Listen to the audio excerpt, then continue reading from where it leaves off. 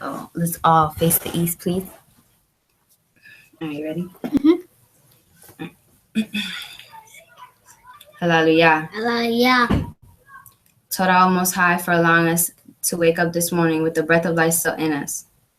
Thank you, our Creator, for allowing us to step into your set-apart day once again, giving us another week full of peace. And although there may have been trials and tribulations throughout the week and stress or whatnot, you allowed us to make it to the Sabbath day to where we could rest and just forget about all of that.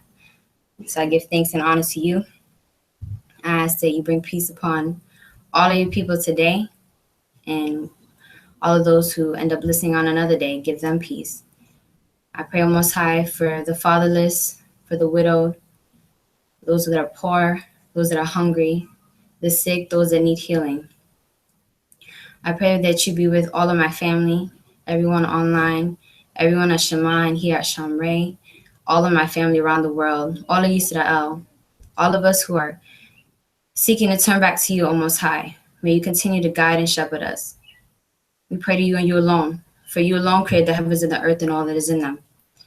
Hallelujah. Hallelujah. Hallelujah. Hallelujah. Hallelujah. Hallelujah. Praise the mighty Yah. Amen. So I'm here with my firstborn, Chazak, and It is a boy. he's a boy. He has long hair, but he's a boy.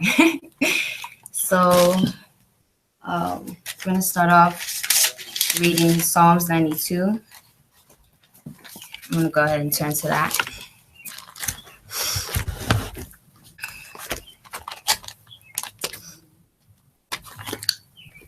All right.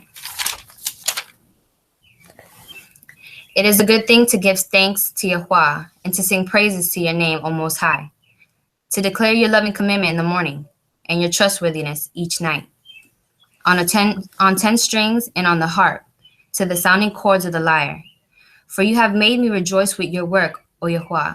I shout for joy at the works of your hands. O Most High, how great are your works! Your thoughts are very deep. A senseless man does not know, and a fool does not understand this. When the wrong spring up like grass, and all the workers of wickedness blossom, it is for them to be destroyed forever. But you, O Most High, are on high forever. For look, your enemies, O Most High, for look, your enemies do perish. All the workers of wickedness are scattered. But you lift up my horn like a wild ox. I have been anointed with fresh oil, and my eyes look upon my enemies. My ears hear evildoers who rise up against me. The righteous one flourishes like a palm tree. He grows like a cedar in Lebanon. Those who are planted in the house of Yahweh flourish in the courts of our Elohim. They still bear fruit in old age, and they are fresh and green, to declare that Yahweh is straight, my rock, and in him is no unrighteousness. Hallelujah. Hallelujah. All right, Psalms 125. Okay, Psalms 125. Okay. Those who trust in the Most High are like Mount Sion. It is not shaken and it remains forever. As the mountains surround Jerusalem, so Yahweh surrounds his people, now and forever. For the scepter of wrongness shall not rest, and on the land allotted to the righteous, lest the righteous stretch forth their hands to unrighteousness.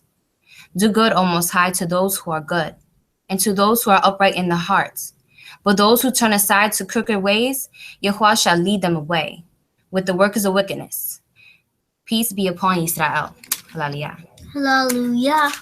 All right, Genesis chapter 2, verses 1 through 3.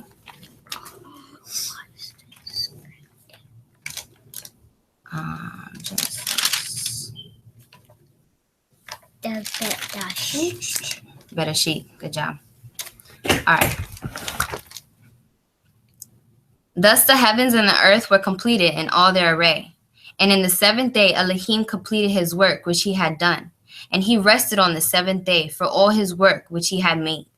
And Elohim blessed the seventh day and set it apart, because on it he rested from all his work which Elohim in creating had made. Hallelujah. And that's, why we keep the seventh day, the set apart day, the Shabbat day.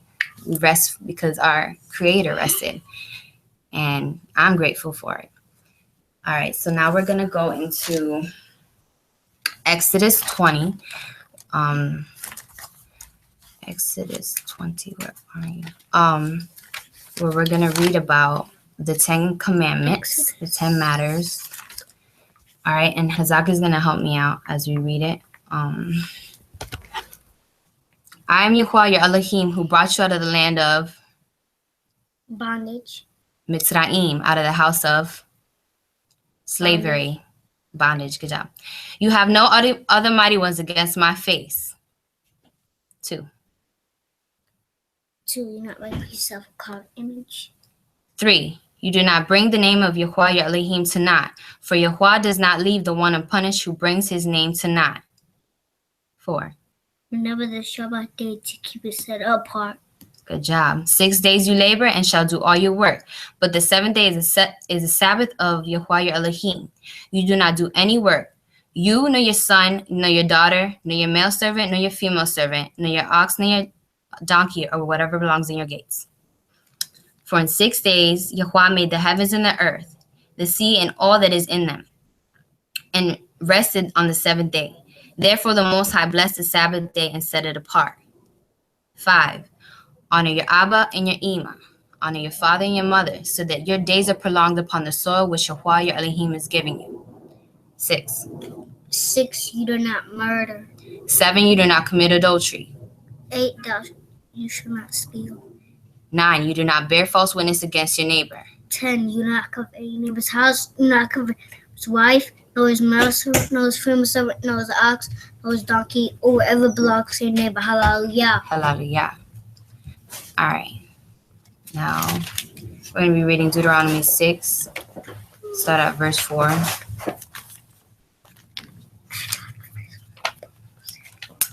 Devarim.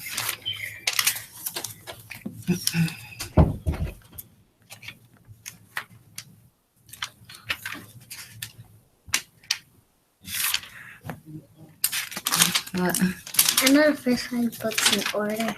Okay. I forgot them, but then I remembered. I know the same R and Z.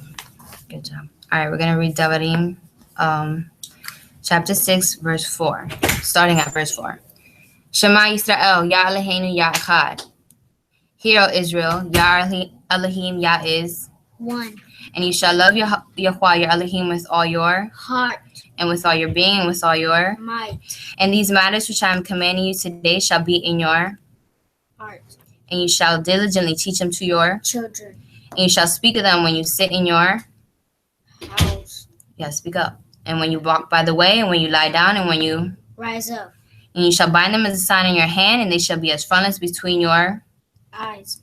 And you shall write them on the doorposts of your house and upon your gates. And it shall be when Yahuwah your Elohim brings you into the land which he swore to your fathers, to Abraham, Isaac, and Jacob, to give you great and good cities which you did not build, and houses filled with all kinds of goods which you did not fill,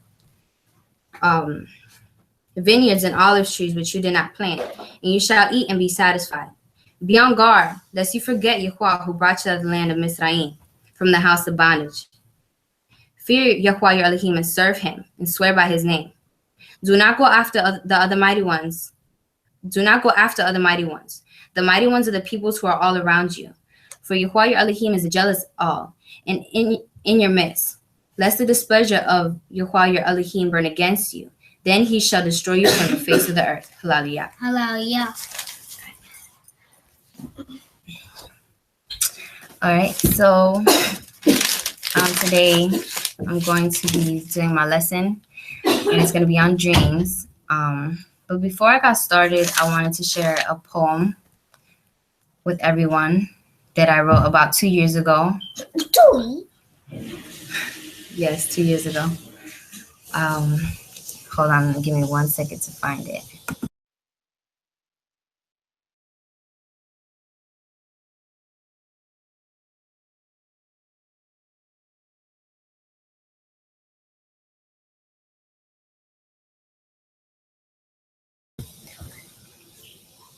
All right. I wrote this poem about 2 years ago.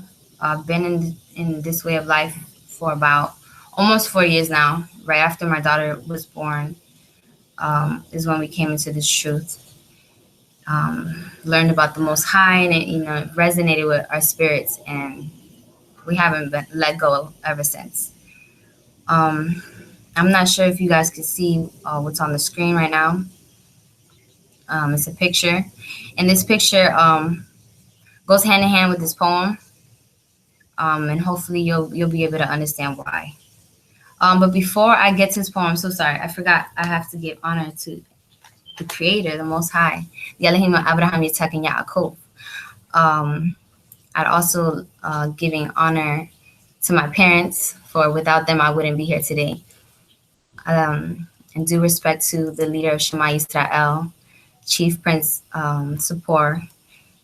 Thank you so much for allowing me and all the women who have come up and have spilled their souls and their spirits out to everyone, and just have been able to share their words with everyone, along with his son Nasi Yashuvel here at Shamrei HaTorah. Thank you guys. You guys are greatly appreciated. Okay, so yeah, so here goes my poem. I'm in awe with your presence. I can't fathom what's in heaven. Your greatness exceeds my expectations. Your love is my meditation. Every piece of this puzzle that we call life has been carefully orchestrated by the one and only Most High, the Most Wise, Creator of all existence. There's no way I can make it through this life without your assistance. He brings up and puts low. He breaks down and makes grow. Our Master, our all, our Abba, our Yah. Bow down to his greatness, breathe in his Torah. Give praise to his name. The kingdom is our aim. Praise our mighty Creator, the King of all kings. Hallelujah. So, so the picture kind of depicts, the depth of the Creator and how I can't fathom it. It just goes on and on. There's really no knowing the depth of his greatness and what's behind everything that we see today with our eyes. And yeah, so I also pray that I'm able to reach anyone today, that even if my words stumble or not, that the message of the Creator comes forth, all for his esteem, all for his glory. All right, so the next slide, it's going to enter into my lesson, Visions and Dreams. And I'm just going to speak about dreams and their importance and what they mean to me, to us, and how important it is for us to, pay attention to them and their meanings, and how it all ties in with scriptures and the Creator himself. One thing I wanted to read before going ahead and starting the slides was in Psalms 121, it says, "He who watches over you does not slumber. See, he who is guarding Yisrael neither slumbers nor sleeps." This is like, he doesn't need to rest. But in our time of rest, while we're sleeping, he's up, So in our dreams, he's watching over us, and he becomes, he comes, and that's where he comes in, and he puts his finger on things. And let me just get into it. All right, so definition of dream is a series of thoughts, images, and sensations that occur in a person's mind during sleep.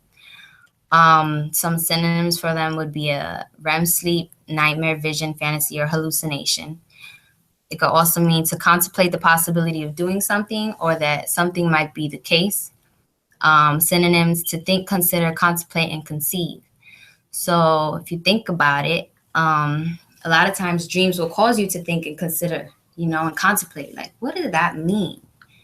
And it really makes you think about things, and you're like, wow, it could be a scary dream, or it could be, a good dream, but it causes you to think and consider life, Hold on. You go to the next slide. Why do we dream? So this is something I found off of WebMD. And some things I agree with, some things I don't, and then I'm gonna go into scriptures and stuff like that. Why do we dream? There are many theories about why we dream, but no one really knows for sure. Some researchers say that dreams have no purpose or meaning and are nonsensical activities of the sleeping brain, which to a certain extent, I really don't agree. I know that some dreams may not have meanings, but for the most part, I think every dream has, some kind of meaning, even if it doesn't make sense. Others say that they're necessary for mental, emotional, and physical health, which I do agree with. There was a study done where they found those who were awoken right before they fell into REM sleep experienced increased tension, depression, anxiety, and other things like difficulty concentrating. And many experts say that dreams exist to help us solve problems in our lives and incorporate memories and process emotions. So, yeah, there's sometimes where we dream of, it could be a memory. A memory pops up in your dream and stuff like that. I want to go to the next slide. All right, so this is something I found in Job, and I liked it because it really like sums up to me how dreams are really important to us and how the creator is in it. It says, for El does speak once or twice, though one does not notice it.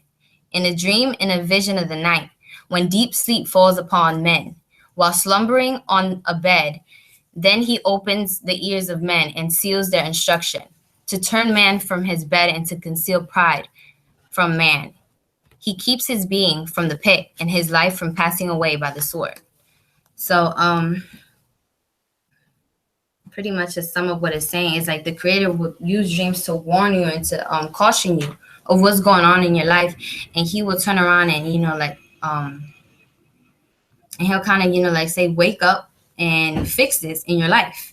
And an example of that is if you go to Genesis chapter 20. I'm going to go ahead and read that. Is the story of Abimelech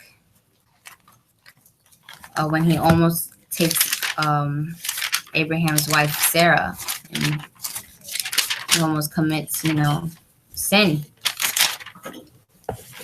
All right, Exodus 20 verses 3-7. It says, but Elohim came to Abimelech in a dream by night and said to him, see, you are a dead man because of the woman whom you have taken, for she is a man's wife. However, Abimelech had not come near her and said, O Most High, would you kill a righteous nation also? Did she not say to me, she is my sister? Even she herself said, he is my brother. In the integrity of my heart and in the innocence of my hands, I have done this. And Elohim said to him in a dream, yes, I know that you did this in the integrity of your heart. And so I kept you from sinning against me. For this reason, I did not let you touch her. And now return the man's wife, for he is a prophet, and let him pray for you, and you live. But if you do not return her now, know that you shall certainly die, and you and all that is yours. So there is an example of what it says in Job. He will speak to you in a vision of the night to stop men, from committing evil deeds. And that's what he did for Abimelech. You could wait out there. Or come stay here, whatever you want to do. Okay, so on to, I don't know if you've ever noticed dreams where they caution you, they may come true. I'm not sure. A lot of us, we receive prophecy, and it'll warn you, and it'll, tell you of what's to come, and how you can change yourself, better yourself, and he stops you in your tracks and tells you, what you need to do. You just have to pay attention to what is being said in the dream. And there's a lot of signs and symbolism, and sometimes a lot of chaos, and it's so abstract, dreams. It may not make sense, but which this slide is showing right now. The eye only sees what the mind is prepared to comprehend. Oftentimes we're given these dreams and we don't understand what they mean, and we go through life and it doesn't make sense to us until, a certain event happens or a certain understands you kind of have to grow through life, or maybe somebody can, help you understand your dream. But a lot of times we'll ignore dreams because, it just seems so, like crazy, like, oh, that really didn't mean anything. But later on, that same, a little piece of that dream will show up in real life, in reality, and where you can see it in your waking life. You'll be like, wow, that's what it meant. So yeah. And this next slide is a little quote I found that I liked. It says that dreams are your soul guiding you through life, and sleeping is just as important as being awake. So make time to live in your dreams too. We all know that sleeping is important, of course. So really think about it. Like, sleeping is there for a reason. It's not, it's there because our body needs it. We need to stop and rest. But it's also a time where the Creator could come and speak to us and talk to us about certain things and show us certain things, so that because we go through life day to day, and we're so focused on making sure that the babies are fed, making sure that laundry is done, making sure that food is cooked, dishes are washed. So much is going on a day-to-day basis. The kids got to do their school, and you have to go to work, and you have to do this, and you have to pay bills, and our mind is just, that's all we contemplate on a day-to-day basis, really. And then we have the Sabbath where we can sit and read the scriptures. But at night when we sleep, that's our time where the Creator can kind of be intimate with us as well in a spiritual level, where He could speak to us, and we're able to look at life through a different lens. And it's like we step into an alternate reality, almost. And it reminds me of this quote that Maury Gabriel from here at Shamray, he quoted, I'm not sure exactly from who, but that dreams are the bridge between here and the metaphysical world. So, yeah, we go to the next slide now. What do you call it? All right, so Abraham had a vision that is being fulfilled today. And this is one that wowed me. I'm wowed by a lot of things that have depth in it, and this is one. So it came to be, when the sun was going down and a deep sleep fell upon Abram, that see, a frightening great darkness fell upon him. And he said to Abraham, know for certain that your seed are to be sojourners in a land that is not theirs, and shall serve them, and they shall afflict them 400 years. But the nation whom they serve I'm going to judge, and afterward let them come out with great possessions. So here we are, naturally ours, although it technically is, but we're under a people, who are not our own. And even though slavery today is not, we have imaginary chains, we are still, under somebody else. We're not, we're not free to serve our Creator to the fullest extent. And we still haven't fully repented from what we've done. And so here we are today, fulfilling this prophecy, this dream that Abraham had so long ago. And, he was able to know of our destiny, really. But we know through his dream that at the end, we're going to come out with great possessions. But only if we turn back to the Creator, only if we do it the right way. It's not just going to come to us just because he said it. No, we have to make the effort to make that come true. And that's why he warned him, and we're able to read his dreams so that we can, make it come true. All right, so the next slide. The reason we dream is because our souls have been on a trip, and our dreams capture the photos they want to show us of their journey. They are the keepsakes of our nightly rendezvous with heaven. So it's like we go on this little journey at night, which I find that is really cool. We get to sleep from reality and go on, a little trip. Next slide. Heavenly journey. So when we sleep, it's like our souls, they leave our bodies, and Only a residue remains to keep our bodies alive, and the rest returns to its source to be reinvigorated and refreshed with spiritual nourishment. We who are created in the image of Elohim need more than the food we ingest of our bodies during the day in order to survive. The out-of-body experience we call sleep is a trip we make on a daily basis to keep our sanity, so that our souls do not perish of starvation from being deprived of heavenly sustenance. This sleep, according to the Talmud, tells us that 1/60th of sleep is like death. So the similarity is based on the physical separation of the soul from the body. In death, it no longer returns in life. The soul comes back from its meeting with the divine to hopefully tackle the challenges of daily living with the insights and inspiration gained from its journey. So if you go to the next slide, this is why when we wake up, we give thanks to the Creator. You know, Torah for waking me up. Today I woke up and the breath of life is still in me. What do you call it? Let me see. There's some parts of this that I really wanted to touch on.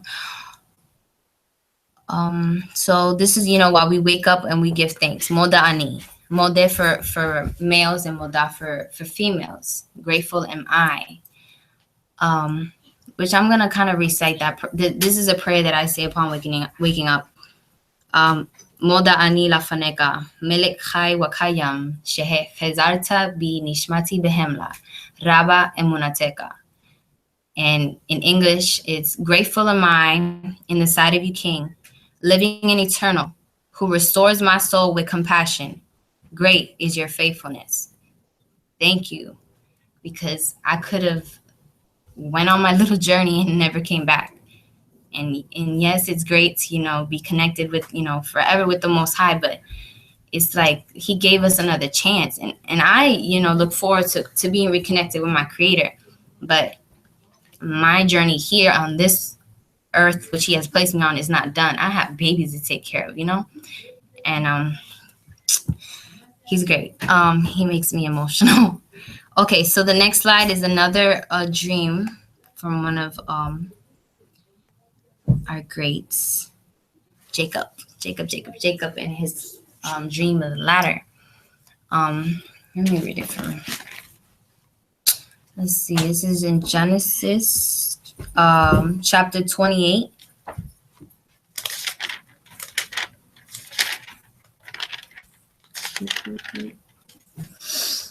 I'm going to start in verse 10 through 17.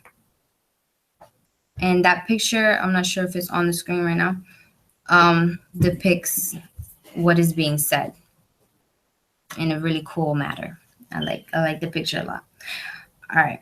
So, and Yaakov went to Baal Sheba and went toward Haran. And he came upon a place and stopped over for the night, for the sun had set. And he took one of the stones of that place and put it at his head, and he lay down in that place.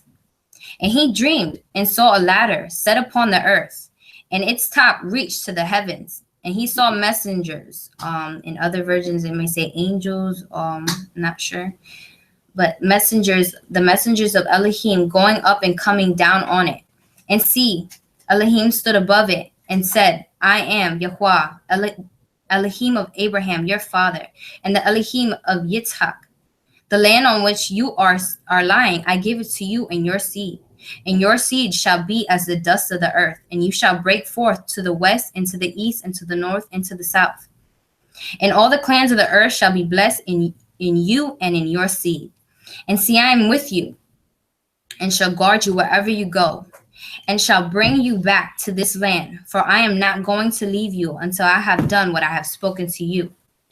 And Yaakov awoke from his dream and said, truly, the Most High is in this place, and I did not know it. And he said he was afraid and said, how awesome is this place? This is none other than the house of Elohim. This is the gate of the heavens. Hallelujah. What do you call it? I really like that example in the scriptures, what it depicts, and then his enthusiasm as he woke up, like, wow. And, he had a little rendezvous with heaven, and he saw, certain things, and he understood this is a set apart place. This is serious. He also, got the prophecy that his seed was to be as the dust of the earth. You think of dust, you think of sand. It's a lot. You can't really count the grains of it. It's so much, and that's how numerous we've become as a people.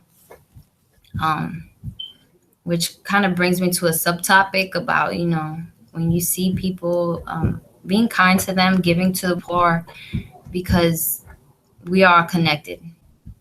We really are. Next slide, it talks about not all dreams are really prophetic. Not all dreams are going to, tell you about your future. But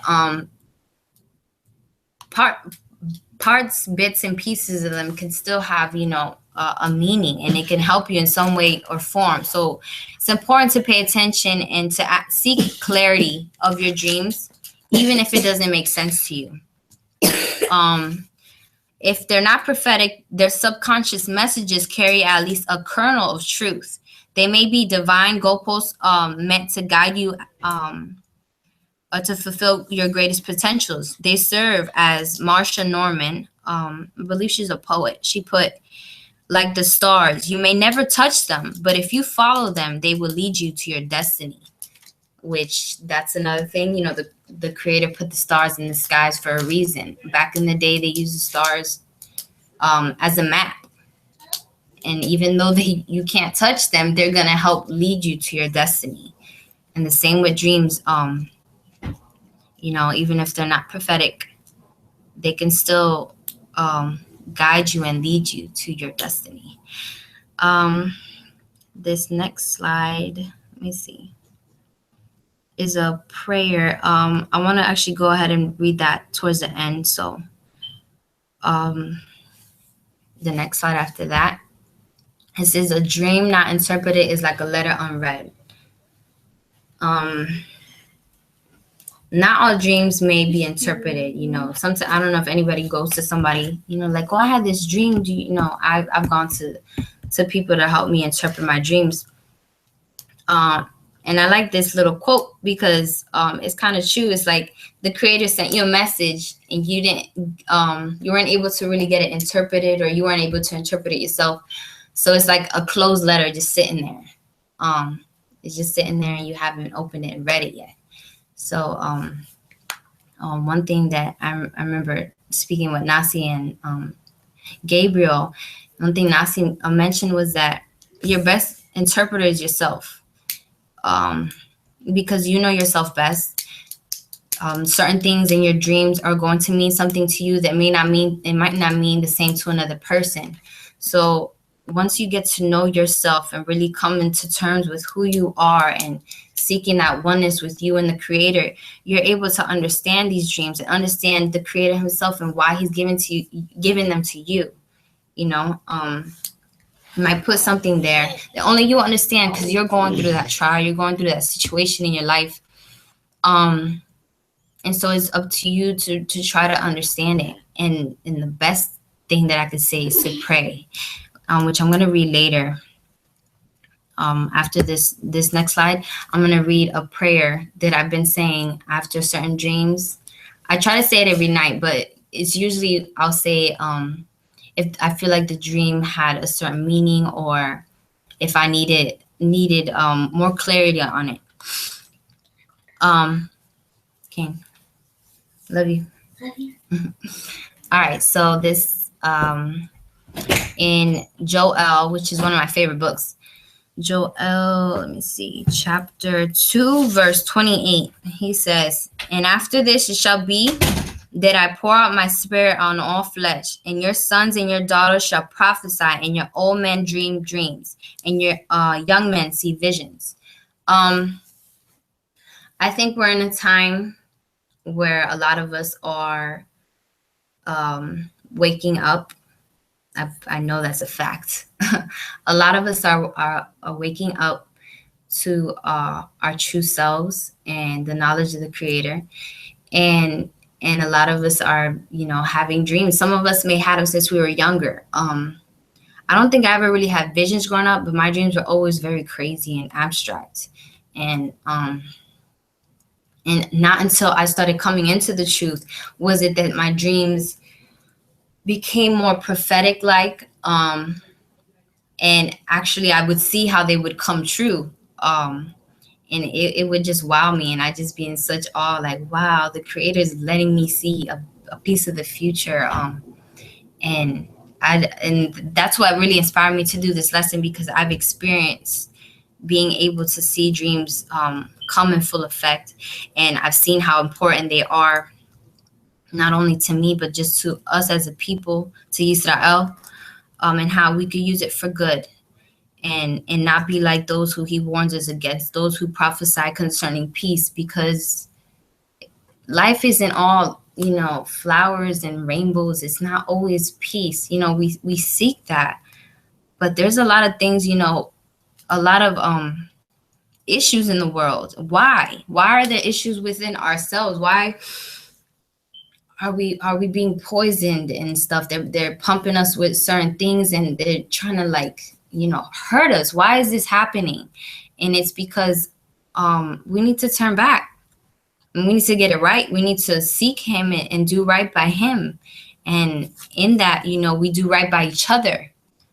And that's another thing I learned coming into this way of life is the importance of treating others how you want to be treated. We learned that in school.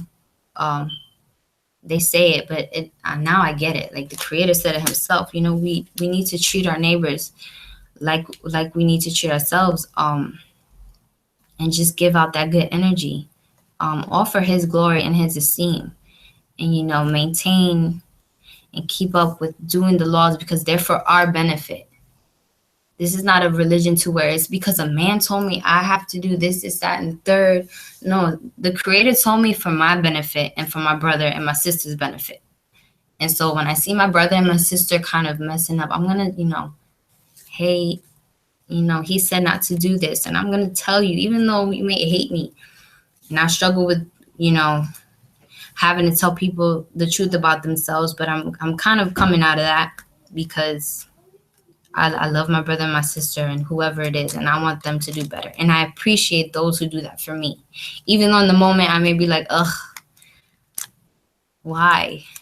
Nah, but at the end of the day, I thank them, and I thank the creator, because I know it's only for my benefit. It's important to stay humble. We don't know it all. If we go back to the prayer on slide 14. This is a prayer that I've been trying to say every morning after certain dreams. I say, Master of the universe, I am yours, and my dreams are yours. A dream have I dreamed, and I know not what it is. Whether I dream concerning myself, or my fellows dream concerning me, or I dream concerning others. If they be good dreams, strengthen and fortify them, and may they be fulfilled like the dreams of Yosef. But if they require to be amended, heal them, as the waters of Marah were healed by the hands of Moshe, our teacher, as Miriam was healed from her leprosy, and Hezekiah from his illness. And like the waters of Jericho were sweetened by the hands of Elisha. And as you turn the curse of the wicked Balaam into a blessing, so do you turn all my dreams for me into good. I was really happy when I found that little prayer, because it's a really good one. Like, you kind of, in that prayer, you're seeking clarity, and you're seeking for the good things that happen in your dream to be fulfilled. And if it's a scary dream where you don't understand and there's conflict in your dream, you're asking him to mend that. And I said that I've had a couple dreams where I've had issues in my dreams where I wake up and I'm kind of scared, but I ask him for that, and I'm left with peace, knowing that he's gonna handle it, he's gonna take care of it, he's gonna let it all fall into place, because I trusted in him. All right, my last slide is just some verses from Lamentations that stood out to me, and just a message that I want to share with everybody. Surely the Most High's mercies is not consumed. Surely his compassions fail not. They are new every morning, and great is his faithfulness. Let us search and try our ways and return to the Most High. Every morning when you wake up is a testament to his faithfulness, how great he is. And, he allowed you to wake up because there's a purpose for you. Okay, you're all who are watching at this moment right now. There's a purpose in your life. You're here for a reason. And it's important for us to look within ourselves and search and try our ways, ask the Creator what it is within me that you need me to change to better myself. How can I serve you better? How can I serve others better? In asking that, you will find the answers. So I really, really, really, really, really hope and pray that I didn't stutter a lot. I hope that something, that his message was brought forth in this lesson, and that all honor and praise goes to him. What else? Hold on. I just want to thank everybody who's watching right now online, and everybody who's had a little impact in my life, whether it's small or great. I greatly appreciate you so much. And with that, I say have sweet dreams tonight, and Shabbat Shalom.